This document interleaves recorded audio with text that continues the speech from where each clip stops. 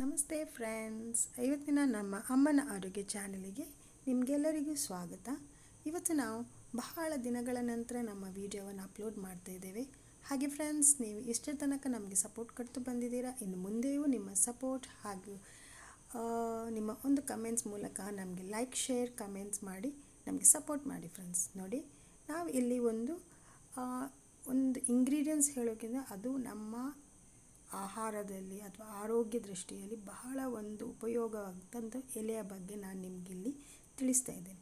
ಇಲ್ಲಿ ಮೊದಲಿಗೆ ನಾವು ಗರ್ಗವನ್ನು ಇಟ್ಟಿದ್ದೇವೆ. ಗರ್ಗದ ಬಗ್ಗೆ ಅದರಿಂದ ಆಗುವ ಪ್ರಯೋಜನಗಳನ್ನು ಮುಂದಿನ ವಿಡಿಯೋಗಳಲ್ಲಿ ನಾನು ತಿಳಿಸಿ ಹೇಳ್ತೇನೆ. ನೋಡಿ, ಇಲ್ಲಿ ನಾವು ಇದು ತೋರಿಸ್ತಾ ಇದ್ದೇವೆ. ಯಾವುದಂದರೆ ಕರಿಬೇವು. ಎಲ್ಲರ ಮನೆಯ ಅಡಿಗೆ ಕೋಣೆಯಲ್ಲಿ ಅಥವಾ ಅಂಗಳದಲ್ಲಿಯೂ ಬೆಳೆಯುವಂಥ ಗಿಡ ಹಾಗೂ ಅಡಿಗೆ ಕೋಣೆಯಲ್ಲಿ ನಾವು ಬೆಳೆಸುವಂಥದ್ದು. ನಮಗೆ ದಿನನಿತ್ಯದ ಆಹಾರ ಪದಾರ್ಥಗಳಲ್ಲಿ ನಾವು ಇದು ನಮಗೆ ಬೇಕೇ ಬೇಕು. ಅಡುಗೆಯ ಕೊನೆಯಲ್ಲಿ ಆಗಲಿ ಅಥವಾ ಅಡುಗೆ ಶುರು ಮಾಡುವಾಗ ಆಗಲಿ ಪದಾರ್ಥದಲ್ಲಿ ನಾವು ಬಳಸ್ತಿದ್ದೇವೆ.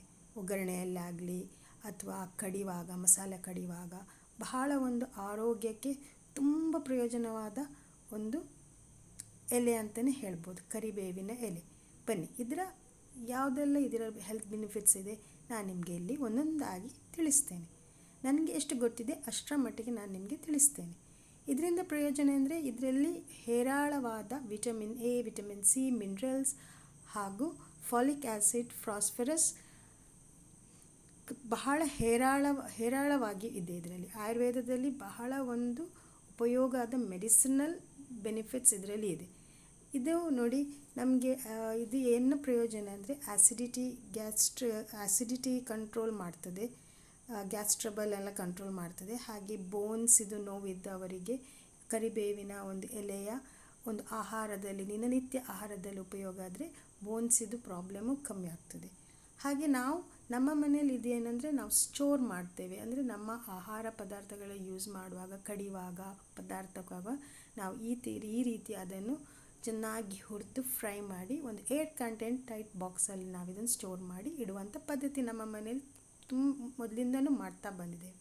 ಹಾಗೆ ಕರಿಬೇವಿನ ಎಲೆಯ ಇನ್ನೊಂದು ವಿಶೇಷತೆ, ಅದರಿಂದ ಎಣ್ಣೆನೂ ತಯಾರು ಮಾಡ್ಬೋದು.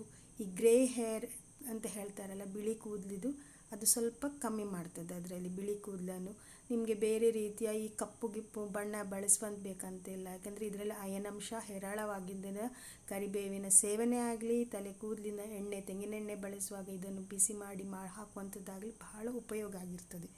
ಹಾಗೆ ಇದು ಕೊಲೆಸ್ಟ್ರಾಲ್ ಕಂಟ್ರೋಲ್ ಮಾಡ್ತದೆ. ಹಾಗೆ ಈ ಕಾನ್ಸ್ಟಿಪೇಷನ್ ಅಥವಾ ಮಲಬದ್ಧತೆಯನ್ನು ಹೇಳ್ತೇವಲ್ವ, ಅದನ್ನು ಇದು ಕಂಟ್ರೋಲ್ ಮಾಡ್ತದೆ. ಹೇಗೆ ಅಂದರೆ ಇದನ್ನು ನಾವು ಮಜ್ಜಿಗೆಯಲ್ಲಿ ಒಂದು 4ರಿಂದ 5 ಎಲೆ ಹಸಿ ಎಲೆಯನ್ನು ಹಾಕಿ ನಾವು ಕುಡಿದ್ರೆ ಕಾನ್ಸ್ಟಿಪೇಷನ್, ಮಲಬದ್ಧತೆ ಕಡಿಮೆ ಆಗುತ್ತದೆ. ಹಾಗೆ ದಿನ ಬೆಳಿಗ್ಗೆ ಒಂದು 4ರಿಂದ 5 ಎಸಳು ಕರಿಬೇವಿನ ಎಲೆಯನ್ನು ತಿಂದರೆ ಡಯಾಬಿಟೀಸು ಕಂಟ್ರೋಲಿಗೆ ಬರುತ್ತದೆ. ಹಾಗೆ ಫ್ರೆಂಡ್ಸ್, ಇಷ್ಟೇ ತನಕ ನಮ್ಮ ವಿಡಿಯೋವನ್ನು ಯಾರೆಲ್ಲ ನೋಡಲಿಲ್ಲ, ಹೊಸೊಬ್ಬರು ಯಾರೆಲ್ಲ ಈ ಚಾನಲನ್ನು ನೋಡ್ತಾ ಇದ್ದೀರಾ, ಒಂದು ಲೈಕ್, ಶೇರ್, ಕಮೆಂಟ್ ಹಾಗೂ ಸಬ್ಸ್ಕ್ರೈಬ್ ಮಾಡಿ. ಹಾಗೆ ಪಕ್ಕದಲ್ಲೇ ಇರುವ ಬೆಲ್ ಐಕಾನನ್ನು ಮರೆಯದೆ ಪ್ರೆಸ್ ಮಾಡಿ ಫ್ರೆಂಡ್ಸ್. ಹಾಗೆ ಇದರ ಉಪಯೋಗವನ್ನು ನೀವು ಪಡೆದುಕೊಳ್ಳಿ. ಯಾಕೆಂದರೆ ಕರಿಬೇವಿನ ಎಲೆ ನಮ್ಮ ಒಂದು ಅಡುಗೆ ಕೋಣೆ ಅವಿಭಾಜ್ಯ ಅಂಗವಾಗಿದೆ ಇದು. ಹಾಗೆ ಬಹಳ ಒಂದು ಹೆಲ್ತ್ ಬೆನಿಫಿಟ್ಸ್ ಇದೆ ಇದರಲ್ಲಿ. ನೋಡಿ, ನಾವು ಈ ಥರ ಅದನ್ನು ಸ್ವಲ್ಪ ಎಣ್ಣೆ ಹಾಕಿ ತಿಂಗಳಗಟ್ಟಲೆ ಇದು ಯೂಸ್ ಮಾಡ್ತೇವೆ. ಇದರಲ್ಲಿ ಏನೂ ಅದು ಹಾಳಾಗೋದು, ಅದು ಏರ್ ಟೈಟ್ ಕಂಟೈನರ್ ಟೈಟಾಗಿ ಮುಚ್ಚಿಟ್ರೆ ಅದು ಯಾವ ರೀತಿಯ ಒಂದು ಫಂಗಸ್ ಆಗಲಿ ಯಾವುದು ಬರೋದಿಲ್ಲ.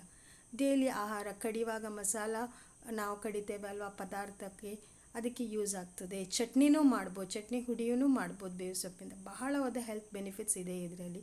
ಹಾಗೆ ಇದನ್ನು ನೀವು ಟ್ರೈ ಮಾಡಿ, ಹೇಗೆ ಇದು ಉಪಯೋಗ ಆಗಿದೆ ಅಂತ ನಮಗೆ ಕಮೆಂಟ್ ಮೂಲಕ ತಿಳಿಸಿ ಫ್ರೆಂಡ್ಸ್. Thank you.